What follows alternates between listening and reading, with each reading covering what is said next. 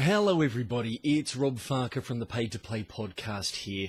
I wanted to record a quick video, and if you'll excuse me, this thing says it's not picking up any audio, but I tested it earlier on and it definitely got some audio. Well, yeah, basically look, audio came through. So anyway, you might have to turn your speakers up a little bit, but I just wanted to record a video because it is the end of July. It's July the 31st, 2016 as I record this. And this is important because it is the end of my experimental period when I wanted to aim to put out a new episode of the Pay to Play podcast every week instead of every fortnight. So this is a quick update to let you know all how it is going, and of course to say thank you everybody very much for your support. So, well, how did it go? Admittedly, I was worried at the start of this little project about getting enough chats in the can and getting enough scheduled, not just to cover July, but also going forward until the end of Season 4 2016, which will be at the end of November. And it turns out I need not have worried at all. As you most likely already know, I was able to get a chat out every Thursday in July with no problem whatsoever. Also, I have to give a shout out to Justin Hodges, my good mate who is sorting out his own personal business called The Man Coach. We'll have to get together sometime soon to chat for an episode, mate. He suggested asking each guest I get on the show to recommend 2 more people. And after doing that, I managed to schedule enough chats to get me all the way out until the end of November. In fact, at the moment, I basically have enough chats in the can, recorded and saved and checked. I did get them all, even with the recording troubles I did have, to take me through to the end of October. And I have 3 more chats, or sorry, I should say the beginning of November. And I have 3 more chats scheduled with some awesome folks, which will actually take me all the way to the end of Season 4 2016, which is fantastic. July wound up being a pretty busy month chat-wise for me. It was not uncommon for me to have 3 chats across the weekend. Sometimes, you know, 1 Saturday, 2 Sunday, or sometimes even at the moment I think I've actually got 3 scheduled. No, sorry, I had 3 scheduled until I realised that I had someone's chat already done, which I was hoping to re-record. But anyway, I would often have 3 chats done in a weekend. Patreon has been fantastic. Some folks did adjust their pledges, but still it looks like you folks are backing me for over $100 for the month of July, which is great. I would like to say to you folks once again, thank you very much for backing me, because you have enabled me to get this wonderful new Audio-Technica ATR 2100 USB microphone. I'm not sure how the audio quality is going to be for this. I've noticed that even though I've got a fantastic microphone and it gets great quality in Skype, or when I'm recording in Audacity, the Logitech plugin, either it does something silly with the audio quality that I'm getting, or it's actually recording through the, excuse my pointy finger, I shall just point directly at the camera there, the microphone built into the webcam itself, rather than accepting input from this microphone, even though it says it's taking input from the microphone, and I've even got the webcam microphone switched off in my Windows properties. Have no explanation for that. Maybe I'll just need to invest in some better video recording software sometime in the near future, and hopefully you folks on Patreon can make that possible. Don't know when that's going to be. I think at the moment I'm going to be embezzling Patreon funding for a little while. We still have a few unexpected bills that have come up and some other expenses that we do need to cover. I'll get back to Patreon rewards and stuff in a couple of minutes. I do want to say something very quickly, just as a general reflective thing. It's been kind of amazing how I've been able to trace some of the awesome guests that I've got on back to a couple of core folks. It's just one of those things when you sort of look back at how things just play out. Birdie and Mike Diamond, I have to send a big thank you to. I recorded a new chat with them yesterday, which will be going up in a few weeks. If you can hear a bit of noise in the background, that's probably our poor old dog Ziggy having a bit of a whimper. You all right, mate? He sort of looked up and... Anyway, Birdie and Mike, I do have to give them a huge thank you because it's great how things worked out. They got me in touch with a lady by the name of Tonya Davis, who I think was one of my last chats for Season 3, probably the last chat for Season 3. She got me in touch with a lady by the name of Jen Page, who of course went up a couple of weeks ago, who was an absolutely fantastic person to chat with. And then she got me in touch with Monty Cook, a guy, if you've listened to the episode that went live last Thursday, you will of course know that he is a big name in tabletop RPG circles. So he's already given me some great names of people to get on the show. And then there's another person who has kind of triggered off a similar chain of awesome guests, Ross Barber Smith. He was just Ross Barber when I chatted with him for the show, but in the meantime, he got married to the love of his life, a wonderful fellow, and they basically are sharing their last names in the meantime.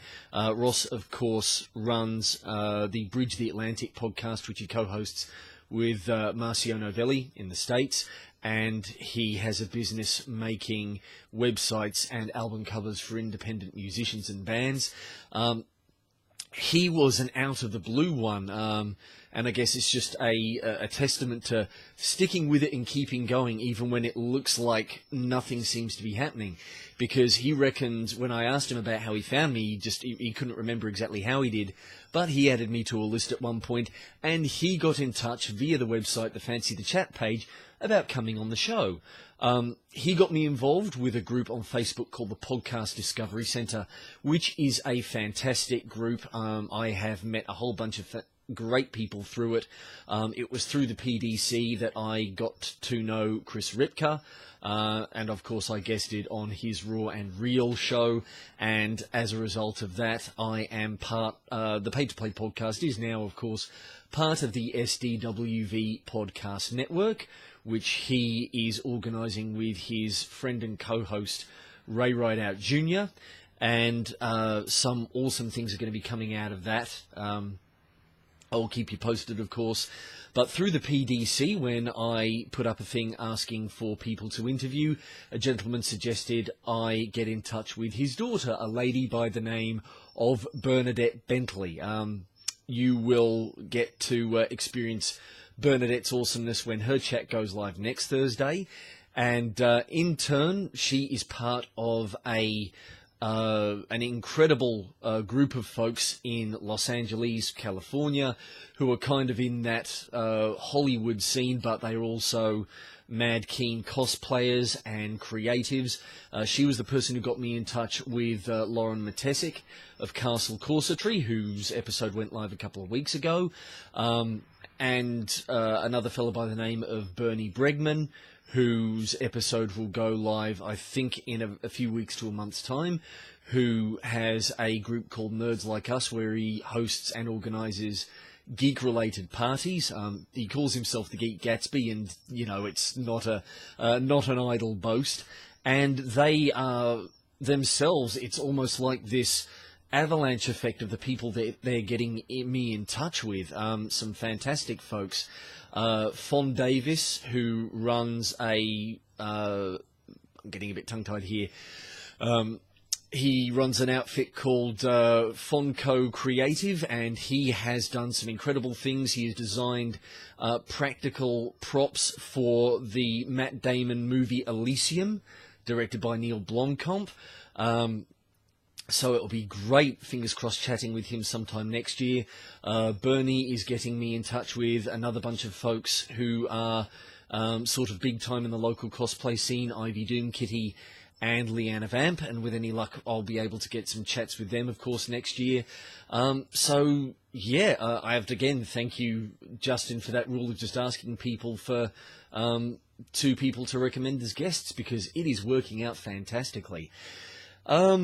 So yes, now that we've hit the end of July and that lovely little experiment was such a success, and things are looking fantastic, out to the end of Season 4, I do kind of want to talk a little bit about some of the things I have in mind. Looks like we're coming up to the 10-minute mark, so hopefully I will only keep your attention maybe for another 5 minutes. We'll see how we go. I'll try and keep the rambling to a minimum.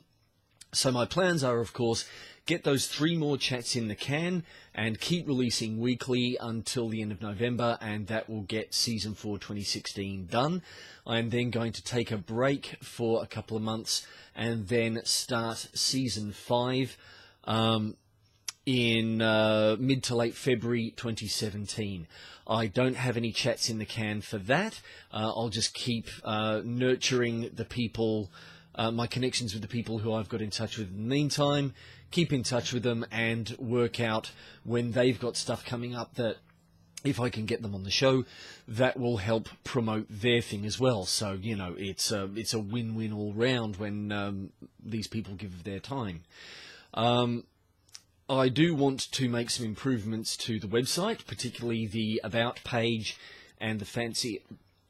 Pardon me, I'm getting a bit hoarse in the throat, which is probably a good indication that I need to stop talking soon, but if you'll forgive me. As I was saying, updates I want to make it to the About page and the Fancier Chat page. You may have noticed that I've been tweaking the introduction and, of course, the end credits of the podcast in the last few episodes.